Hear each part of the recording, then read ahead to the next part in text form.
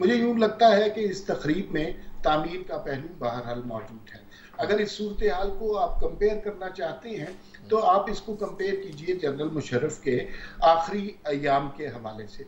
उस ज़माने में भी आपको याद है कि परवेज़ इलाही साहब कह रहे थे कि हम 100 दफ़ा यूनिफ़ॉर्म में एक सदर को मुंतखब करेंगे। उस ज़माने में भी आपको पता है कि अदलिया, वकला की आपस में जंग चल रही थी। उस ज़माने में भी सिविल सोसाइटी से आवाज़ें उठना शुरू हो गई थी। हर घर से लेकर हर इदारे तक ये झगड़ा पहुंच गया था। जब इस तरह की डिस्कशन, डायलॉग, मकालमा पब्लिक के ज़बान ज़दे आम हो जाए तो उसका नतीजा बेहतर ही होता है। और वो सारी कुव्वतें जो जबर से, इस्तबदाद से हमारे ऊपर मुसल्लत होती हैं, वो वक्ती तौर पर ही सही पीछे हटना मुनासिब समझती हैं। यही इस वक्त की सूरत हाल है।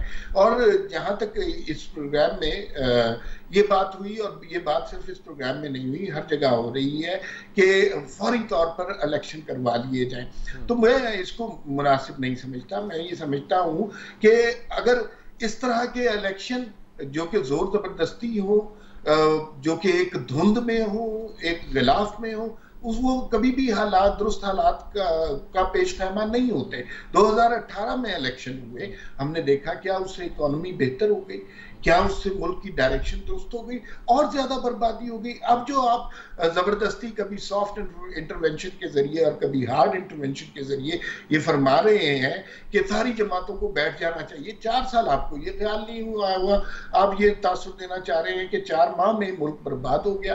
पाकिस्तान के अवाम ये जानते हैं ना 4 माह में मुल्क तामीर हो सकता है, ना बर्बाद हो सकता है। तो इस वक्त जोर जबरदस्ती से इलेक्शन कराने के नताइज गलत साबित होंगे और उसका कोई मस्बत नतीजा नहीं निकलेगा।